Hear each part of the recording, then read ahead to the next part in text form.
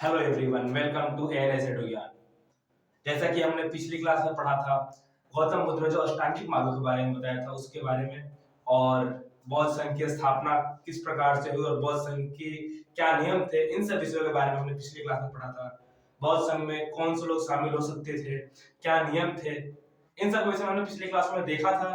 खैर, अब हम शुरू कर रहे हैं एक नया टॉपिक बौद्ध धर्म के, जो कि बौद्ध धर्म का ये सब टॉपिक है, जो कि चैत्य और विहार। चलिए हम शुरू करें सबसे पहले चैत्य के बारे में कि चैत्य होता क्या है चैत्य। तो हम चैत्य के बारे में देखेंगे कि चैत्य एक प्रकार की समाधि स्थल है। चैत्य एक प्रकार की समाधि स्थल है और इन इन स्थलों में महापुरुषों को सवा दाह के बाद उनके धातु अवशेषों को सुरक्षित रखने के लिए इन समाधि भूमियों के अंदर दफना दिया जाता था। जो कि बौद्ध धर्म के अंदर जो भी महापुरुष हुए उनकी उन महापुरुषों के मृत्यु होने के बाद, देहांत होने के बाद, यानी कि हम बौद्ध धर्म के अंदर जो बातें कही जाती है, जैसे कि निर्माण प्राप्ति होने के बाद उनके जो उनकी बॉडी होती थी, उनको सवादाह के बाद, उनकी बॉडी को सवादाह के बाद उनके जो धातु अवशेष होते थे, जो धातु अवशेष उनके द्वारा उपयोग किए जाते थे, उनको सुरक्षित रखने के लिए इन समाधि भूमियों के अंदर दफना दिया जाता था। ताकि जो इसलिए दफना दिया था, और दफनाने के बाद वो क्या होते हैं कि वो एक उपासना के केंद्र बन गए, जहां पर भी बौद्ध धर्म के लोग जाकर वहां पर उपासना कर सकते थे। इसके बाद ये था हमारे चैत्य के बारे में, जो कि चैत्य क्या था, अभी क्या देखा हमने, चैत्य एक तरह का समाधि स्थल है जहां पर बौद्ध धर्म के लोग जाकर उपासना करते हैं। आगे हम देखते हैं विहार के बारे में कि विहार क्या होता है। तो चैत्यों के पास ही बौद्ध धर्म के भिक्षुओं को रहने के लिए आवास स्थानों का निर्माण किया जाता था, जिसे विहार कहा गया। बहुत दूर दूर से बौद्ध भिक्षु भिक्षुणी रहने के उपासना के लिए चैत्यों में आया करते थे। तो जो बहुत दूर से आए थे उनको रहने के लिए चैत्यों के पास ही निवास स्थान बनाए जाते थे, और उन निवास स्थानों को ही विहार कहा जाता था। तब तक कि आप इसका स्क्रीनशॉट लीजिए।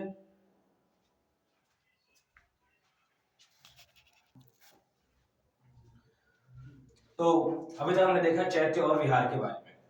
चैत्य और विहार के बाद अब हम डिस्कस करेंगे बुद्ध के जीवन की घटनाओं के प्रतीक के बारे में और त्रिपिटक के बारे में। तो देखते हैं कि बुद्ध के जीवन की जो भी घटनाएं थी उनको क्या प्रतीक दिया गया, उसके बारे में हम देखते हैं। सबसे पहले बुद्ध के जीवन की घटनाओं के प्रतीक में है जन्म को कमल के फूल से प्रदर्शित किया गया है। इसके बाद जो यौवन को सांड के दर्शाया गया है। गृह त्याग, जब उन्होंने ज्ञान की प्राप्ति के लिए घर छोड़ा था, गृह का त्याग किया था, उस चीज को घोड़ा के चिन्ह से दर्शाया गया है। और जैसा कि मैं आपको बता दूं कि जब उन्होंने अपना गृह त्याग किया था, और जिस घोड़े के द्वारा वो अपने गृह का त्याग किए थे, उस घोड़े का नाम कत्थक था। जैसे कि पहली क्लास में, जो हमारी बौद्ध धर्म की पहली क्लास है, उसमें मैंने बताया था कि जिस घोड़े के माध्यम से उन्होंने गृह का त्याग किया था, मतलब बाहर दूर तक गए थे, उस घोड़े का नाम कत्थक था। ज्ञान प्राप्ति, जो उन्होंने ज्ञान प्राप्ति की थी एक पीपल के वृक्ष के नीचे, उसे बोधि वृक्ष कहा गया। उसके बाद स्मृति को शेर के चिन्ह से दर्शाया गया। प्रथम उपदेश, उन्होंने प्रथम उपदेश जो सारनाथ में दिया था, प्रथम उपदेश को चक्र के चिन्ह से दर्शाया गया। निर्माण को पद चिन्ह, और मृत्यु को स्तूप से दर्शाया गया। ये उनकी घटनाओं के प्रमुख प्रतीक है जो कि दर्शाया गया है। इसका हम बात करेंगे त्रिपिटक के बारे में कि त्रिपिटक है क्या। सबसे पहले हमें जानेंगे त्रिपिटक है क्या चीज। त्रिपिटक एक ऐसी किताब है जिसके 3 पार्ट है, और तीनों पार्ट में कुछ बौद्ध धर्म से संबंधित कुछ अलग अलग नियम, व्याख्याएं और विचार दी गई है।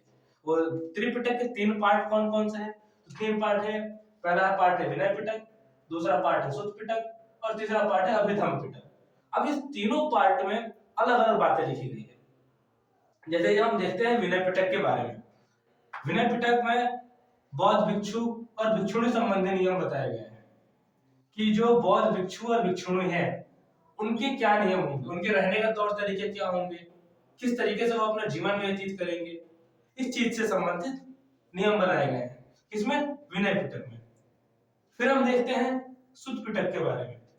सुत्त पिटक में बौद्ध धर्म का उपदेश संकलित है, यानी कि बौद्ध धर्म की जो भी शिक्षाएं हैं, बौद्ध धर्म की जो भी प्रमुख शिक्षाएं हैं इस सुत्त पिटक में संकलित है। जैसे कि चोरी ना करना, झूठ ना बोलना, इस तरह की कुछ शिक्षाएं थी बौद्ध धर्म की जो कि सुत्त पिटक में संकलित है। और तीसरा और अंतिम जो पिटक है वो आता है अभिधम्म पिटक। अभिधम्म पिटक, इसमें बौद्ध धर्म की दार्शनिक व्याख्याएं दी गई है। बौद्ध धर्म की प्रमुख दार्शनिक व्याख्याएं क्या है उसके बारे में अभिधम्म पिटक में बताया गया है। एक बार आप इसका स्क्रीनशॉट ले लीजिए, फिर हम आगे हम हीनयान और महायान के बारे में शुरू करते हैं।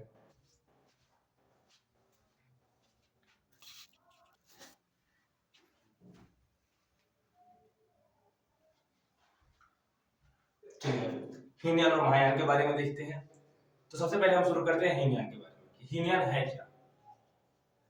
और सबसे पहले हमें ये जानना होगा कि बौद्ध धर्म के अंदर हीनयान और महायान नामक जो चीजें हैं, जो नाम है, ये कब आया?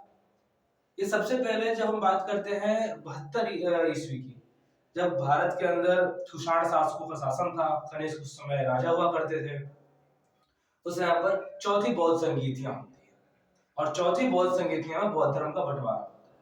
और बौद्ध धर्म का बंटवारा होने पर हीनयान और महायान नामक दो ऐसे मतलब कि समूह निकलकर बाहर आते हैं जो कि अलग अलग विचारों को, बौद्ध धर्म में ही अलग अलग विचारों को मानने लगते हैं। तो चलिए हम देखते हैं इसके बारे में कि हीनयान किन विचारों और किन मतों में विश्वास रखते हैं।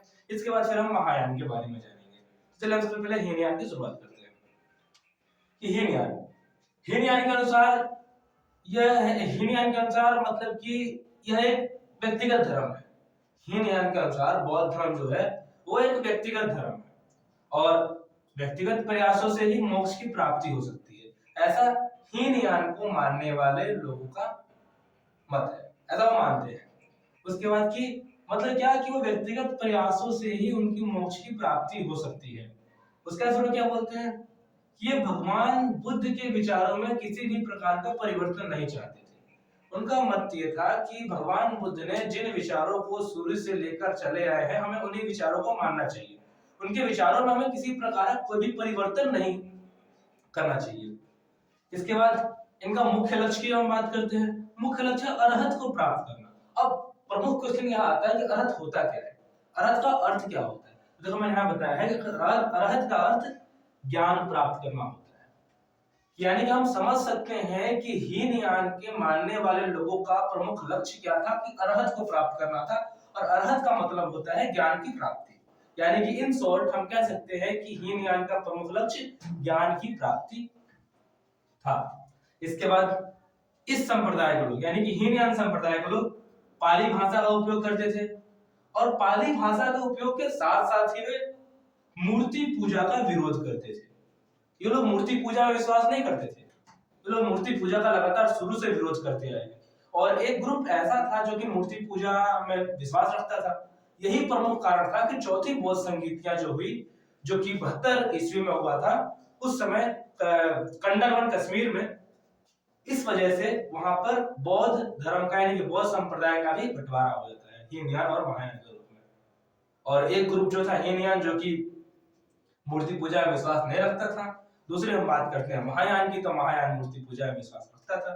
तो इसके बाद इसका आप एक बार स्क्रीनशॉट ले लीजिए। इसके बाद फिर हम महायान के बारे में डिस्कस करते हैं।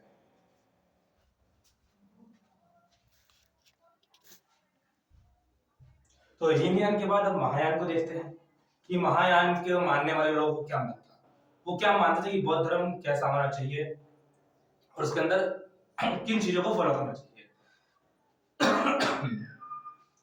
तो इनका मानना था कि ये सामूहिक मुक्ति में विश्वास रखते थे। जैसे कि हमने पीछे क्या देखा हीनयान में कि वो व्यक्तिगत मुक्ति में विश्वास रखते थे, व्यक्तिगत प्रयासों को ज्यादा महत्व देते थे। लेकिन महायान में ये सामूहिक मुक्ति की बात करते हैं, सामूहिक प्रयासों को ज्यादा महत्व देते हैं। इसके बाद महायान समय के साथ बुद्ध के विचारों के परिवर्तन में विश्वास रखते थे। जो महायान विचार को मानने वाले लोग थे, समय के साथ साथ जैसे जैसे समय में परिवर्तन हो रहा है, वो चाहते थे बुद्ध के विचारों को भी हम परिवर्तित करते हुए जाए। और हीनयान को मानने वाले लोग यही चीज नहीं चाहते थे। वो बुद्ध के विचारों को शुरू से जैसे का तैसा लेकर आना चाहते थे।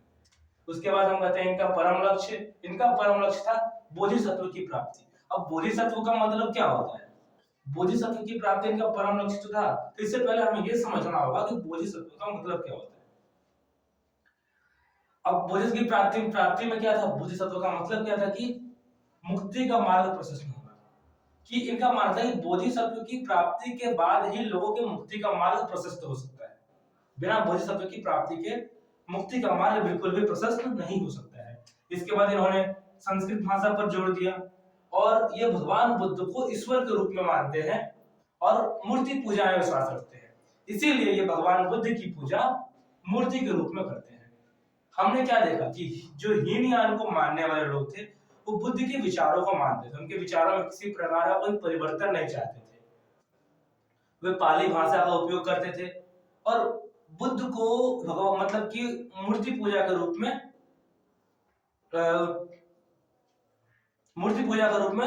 उनका मतलब पूजा नहीं करते थे, मूर्ति के रूप में उनकी पूजा नहीं करते थे।